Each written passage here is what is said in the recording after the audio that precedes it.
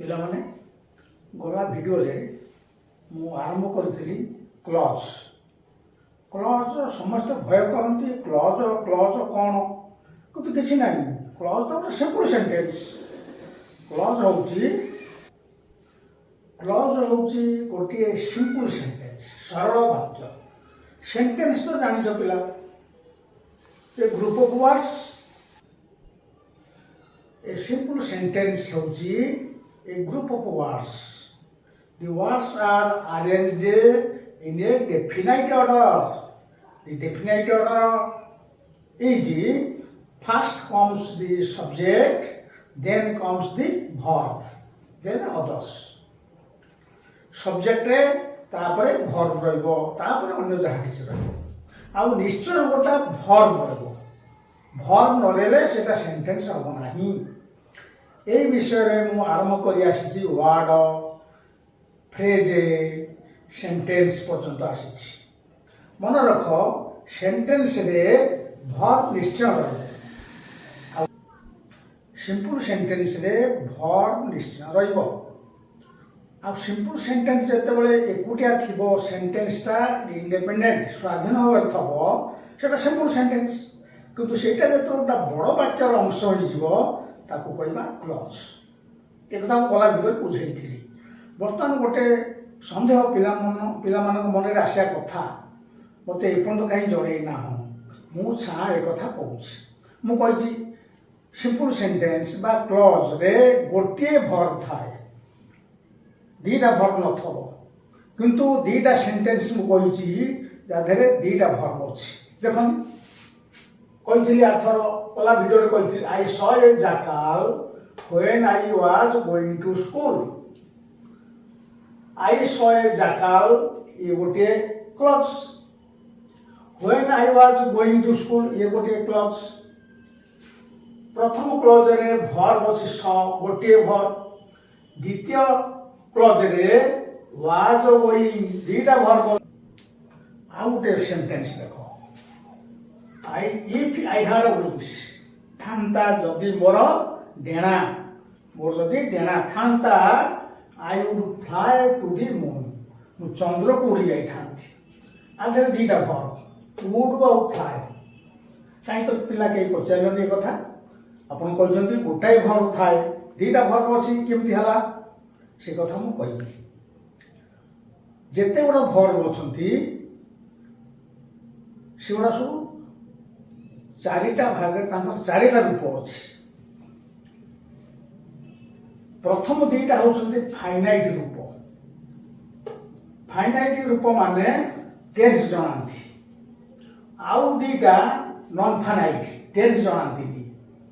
ତେଣୁ ଏ ଯେଉଁ ଦୁଇଟା ରହିଲା, ୱାଜ୍ ଗୋଇଂ, ୱାଜ୍ଟା ହେଉଛି ଫାଇନାଇଟ୍, ଟେନ୍ସ ଜଣାଉଛି, ପାଷ୍ଟ ଟେନ୍ସ। ଗୋଇଂଟା କିଛି ଟେନ୍ସ ଜଣାଉନି। କାହିଁକି ନା ଇଜ୍ ଗୋଇଂ କଲେ ପ୍ରେଜେଣ୍ଟ, am going କଲେ ପ୍ରେଜେଣ୍ଟ ଟେନ୍ସ, are going କଲେ ପ୍ରେଜେଣ୍ଟ ଟେନ୍ସ, was going କଲେ past tense, were going କଲେ past tense। ତେଣୁ ଦ୍ୱିତୀୟ ଭର୍ବଟା ଟେନ୍ସ ଜଣାଉନି, ତାକୁ କହନ୍ତି non finite verb. Non finite ଭର୍ବକୁ ବିଚାର କରାଯାଉନି। ଖାଲି ଟିକେ ଅଳ୍ପ ସୂଚନା ଦେଉଛି। ପ୍ରାଇମେରୀ ଅକ୍ସିଲିଆରୀରେ ବିର ଇଜ୍ ଆମ ଆର ହେଉଛି ପ୍ରେଜେଣ୍ଟ ଟେନ୍ସ ରୂପ, was were ହେଉଛି past tense ରୂପ। ବିଇଂଟା ଟେନ୍ସ ଜଣାଉନି, ନନ୍ ଫାଇନାଇଟ୍ ରୂପ। ବିଇଂଟା ସେଭଳି ନନ୍ ଫାଇନାଇଟ୍ ରୂପ। ହାବ୍ର ହାଜ୍ ପ୍ରେଜେଣ୍ଟ ଟେନ୍ସ ରୂପ, ହାଡ୍ ହେଉଛି past tense ରୂପ। ସେଇ ପୁଣି ହାଡ୍ ହେଉଛି ନନ୍ ଫାଇନାଇଟ୍ ରୂପ। ହାଭିଂ ହେଉଛି ନନ୍ ଫାଇନାଇଟ୍ ରୂପ। ପ୍ରେଜେଣ୍ଟ, ପାଷ୍ଟ ପାର୍ଟିସିପଲ୍, ପ୍ରେଜେଣ୍ଟ ପାର୍ଟିସିପଲ୍ ବା ପ୍ରୋଗ୍ରେସିଭ୍ ଫର୍ମ। ସେଇଭଳି ଡୁ ଡଜ୍ ହେଉଛି ପ୍ରେଜେଣ୍ଟ ଟେନ୍ସ ରୂପ, ଡିଡ୍ ହେଉଛି ପାଷ୍ଟ ଟେନ୍ସ ରୂପ। ଏ ତିନିଟା ହେଉଛନ୍ତି ଫାଇନାଇଟ୍ ରୂପ। ଆଉ ଡନ୍, ଡୁଇଂ ନନ୍ ଫାଇନାଇଟ୍ ରୂପ, ଅସମାପିକା କ୍ରିୟା କଲା। ତାପରେ ଆଉ ମୋତେ ଗୋଟେ ପିଲା ପଚାରିଛି, ସାର୍ ଆପଣ କେମିତି କହୁଛନ୍ତି ସ୍ୱାଧୀନ କ୍ଲଜ୍ ପରାଧୀନ କ୍ଲଜ୍? ମୁଁ ବୁଝେଇଥିଲି। ଗୋଟିଏ ପିଲା ସ୍ୱାଧୀନ କ୍ଲଜ୍ ପରାଧୀନ କ୍ଲଜ୍, ସେ କଥା ବୁଝେଇଥିଲି। ହେଲା ଆଉ ଥରେ ବୁଝେଇ ଦେଉଛି।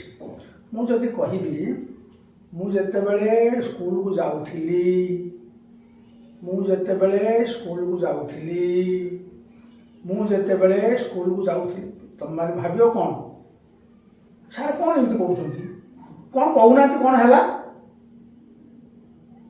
ମୁଁ କହିଦେବି ମୁଁ ଗୋଟିଏ ସାପ ଦେଖିଲି, ମାନେ ବୋଧ ହେଇଗଲା।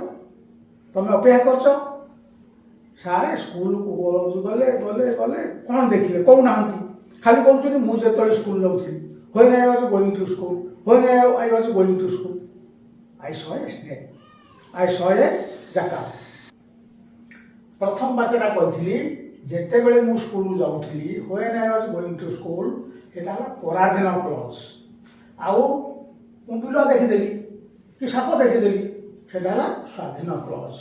ସେମିତି ଦ୍ୱିତୀୟ ବାକ୍ୟରେ ଗଲା ଭିଡ଼ିଓରେ ମୁଁ ପଢ଼େଇଥିଲି, ଇଫ୍ ଆଇ ହ୍ୟାଡ୍ ୱିଙ୍ଗସ୍, ମୋର ଯଦି ଡେଣା ଥାନ୍ତା, ମୋର ଯଦି ଡେଣା ଥାନ୍ତା, ମୋର ଯଦି ଡେଣା ଥାନ୍ତା, କ'ଣ ହେଲା? ତାପରେ କ'ଣ ହେଲା କହୁନାହାନ୍ତି? ମୁଁ ଚନ୍ଦ୍ରକୁ ଉଡ଼ି ପଳେଇଥାନ୍ତି, ସରିଲା, ମନବୋଧ ହେଇଗଲା। ତାହେଲେ ମୁଁ ଚନ୍ଦ୍ରକୁ ଉଡ଼ି ପଳେଇଥାନ୍ତି ହେଲା ସ୍ୱାଧୀନ clause, if I had wings ହେଲା ପରାଧୀନ କ୍ଲଜ୍।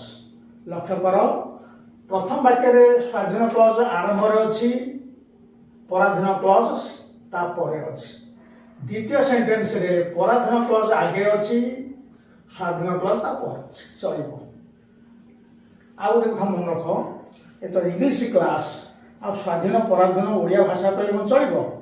ତାକୁ ବଦଳେଇବା ନା। ଆଉ ସ୍ୱାଧୀନ କ୍ଲଜ୍କୁ କହିବା କୋଅର୍ଡିନେଟ୍ କ୍ଲଜ୍, ପରାଧୀନ କ୍ଲଜ୍କୁ କହିବା ସବଅର୍ଡିନେଟ୍ କ୍ଲଜ୍। ତାହେଲେ କ୍ଲଜ୍ ହେଉଛି ଦୁଇ ପ୍ରକାର, ସ୍ୱାଧୀନ କ୍ଲଜ୍, ପରାଧୀନ କ୍ଲଜ୍। ସ୍ୱାଧୀନ କ୍ଲଜ୍କୁ କହିବା କୋଅର୍ଡିନେଟ୍ କ୍ଲଜ୍, ପରାଧୀନ କ୍ଲଜ୍କୁ କହିବା ସବଅର୍ଡିନେଟ୍ କ୍ଲଜ୍। ସ୍ୱାଧୀନ କ୍ଲଜ୍ ତାର ଶ୍ରେଣୀ ବିଭାଗ ନାହିଁ, ସେ ଏକୁଟିଆ, ସେ ତ ରାଜା ଆଉ ମାଲିକ ଆଉ। କିନ୍ତୁ ଏଇ ଯେଉଁ ପରାଧୀନ କ୍ଲଜ୍ ଏ ତିନି ଭାଗରେ ବିଭକ୍ତ, ସବଅର୍ଡିନେଟ୍ କ୍ଲଜ୍ ତିନି ଭାଗରେ ବିଭକ୍ତ। ତାହେଲେ ପରାଧୀନ କ୍ଲଜ୍, ସବଅର୍ଡିନେଟ୍ କ୍ଲଜ୍ ତିନି ଭାଗରେ ବିଭକ୍ତ, ନାଉନ୍ କ୍ଲଜ୍, ଆଡଜେକ୍ଟିଭ୍ କ୍ଲଜ୍, ଏବେ ଆଡଜେକ୍ଟିଭ୍ କ୍ଲଜ୍ କୁହାହେଉଛି ରିଲେଟିଭ୍ କ୍ଲଜ୍, ଆଉ 3 ନମ୍ବର ହେଲା ଆଡଭର୍ବ କ୍ଲଜ୍। ଏମାନଙ୍କ ବିଷୟରେ ମୁଁ ପରେ ବୁଝେଇବି। ବର୍ତ୍ତମାନ ଆଉ ଗୋଟିଏ କଥା କହିବି, ତାକୁ ମନ ଦେଇ ଶୁଣ। ପିଲାମାନେ, ମନରେ ଗୋଟିଏ ପ୍ରଶ୍ନ ଆସୁଛି, ଆମେ କାହିଁକି କ୍ଲଜ୍ ପଢ଼ିବା? ଯେଉଁମାନେ ମାଟ୍ରିକରେ ଜଷ୍ଟ ପାସ୍ କରିବାକୁ ଚାହୁଁଛନ୍ତି, ସେମାନଙ୍କର କିଛି ବିଗର ହାୟର ଆମ୍ବିସନ୍ ନାହିଁ। ମାଟ୍ରିକ ଇଂଲିଶରେ ଯାଇ ରଖିଲେ ପାସ୍, ଯାହା ତାହା ରଖି ପାସ୍ କରିଗଲେ ଗଲା। କିନ୍ତୁ ଯେଉଁମାନେ ବଡ଼ ଅଫିସର ହେବାକୁ ଚାହୁଁଛନ୍ତି, କ୍ୟାରିୟର ବିଲ୍ଡ କରିବେ, ସେମାନଙ୍କର କ୍ଲଜ୍ ଜାଣିବା ଦରକାର। ବର୍ତ୍ତମାନ ମୁଁ ଗୋଟେ ସେଣ୍ଟେନ୍ସ ଲେଖିଛି, ତାକୁ ଯେ କ୍ଲଜ୍ ନ ଜାଣିଛି ତାର ଗୋଟା ପ୍ରକାର ଅର୍ଥ କରିବ, ଯେ କ୍ଲଜ୍ ଜାଣିଛି ସେ ଆଉ ଭୁଲ ଦର୍ଶାଇବ, ଯେ କ୍ଲଜ୍ ନ ଜାଣିଛି ସେ ଗୋଟା ପ୍ରକାର ଉତ୍ତର ଦେବ। କେମିତି ଦେଖ, ଦି thief was arrested by the police who was stealing in the market। Police ଚୋରକୁ ଗିରଫ କରିଛି, ଆରେଷ୍ଟ କରିଛି। ଚୋର ଚୋରି କରୁଥିଲା ହାଟରେ, କୋଉଠି ଚୋରି କରୁଥିଲା? In the market. କିଏ ଚୋରି କରୁଥିଲା? ଚୋର। ଚୋର ହେଇଥିବ ନା, ଚୋର ଚୋରି କରେ ନା ଆଉ କିଏ କରେ? କିଏ ଆରେଷ୍ଟ କଲା? ପୋଲିସ। ଭଲ କି ପଢ଼ା କହୁଥିଲେ, ଦି thief was arrested, ଚୋରଟା ଗିରଫ ହେଲା, by the police, ପୋଲିସ ଦ୍ୱାରା, ସତ କଥା। who was stealing in the market, ଯେ ଚୋରି କରୁଥିଲା ହାଟରେ। ଏଟା ସାଧାରଣ ଅର୍ଥ, କିନ୍ତୁ ଯେ ଗ୍ରାମାର ଜାଣିଥିବ, କ୍ଲଜ୍ ଜାଣିଥିବ, ସେ କ'ଣ କହିବ ଜାଣିଛ? ଚୋରି କିଏ କରୁଥିଲା? ନା ପୋଲିସ କରୁଥିଲା। ଚୋରି କିଏ କରୁଥିଲା? Who was stealing in the market, କିଏ ଚୋରି କରୁଥିଲା ହାଟରେ? ହୁ ପୂର୍ବରେ ଅଛି ପୋଲିସ, ପୋଲିସ ଚୋରି କରୁଥିଲା। ଏଟା କ'ଣ ସମ୍ଭବ? ତେଣୁ ଯେ କ୍ଲଜ୍ ଜାଣିଥିବ ସେ ଅସଲ ଦୋଷଟା ଠଉରେଇ ଦେବ। ସାଧାରଣ ପିଲା जार क्लोज विषय धारणा से कह हाँ पुलिस गिरफ कला चोर को गिरफ कला चोर चोरी चोरी करुला हाटे किंतु ग्रामर दृष्टि देख कौन लिखाई who was stealing the market पूर्व पुलिस अच्छी police was stealing the market तेणु ग्रामर पढ़िले क्लोज पढ़िले भूलटा जापर ये वाक्यटा को संशोधन कर थे कही आज पुणी कौच समस्त देखी नथिबो आउ थे कौच the thief was arrested by the police चोरटा पुलिस द्वारा गिरफ है who was stealing the market तुम कह चोर चोरी करुला हाटर किंतु ग्रामर दृष्टि देखिले हु पूर्व पुलिस अच्छी पुलिस चोरी करुला तेणु ये वाक्यर संशोधन कर आम लिखिले हम कौन दि पुलिस अरेस्टेड दि थिफ पुलिस चोर को गिरफ कला who was stealing the market who पूर्व अच्छी थिफ हु पूर्व अच्छी थिफ ताले किए चोरी करुला ना थिफ चोरी करुला ये वाक्यटा ठीक ये वाक्यटा grammatically this sentence is wrong and this is correct हाउ पिला आज ये थाउ कमेंट दियो जदि मन सन्देह अच्छी क्लारिफिकेशन माग मु उत्तर देवी शुण पिला माने आ गोटे कथा आम ओडिशार पिला माने इंग्राजी दुर्बल जो माने इंग्लिश मीडियम रे पढ़ुचंती दिल्ली पब्लिक स्कूल है कि डीएवी स्कूल है कि सेंट्रल स्कूल है इंग्लिश मीडियम रे पढ़ुचंती सेमानकर सबू तो इंग्लिश रे पढ़ा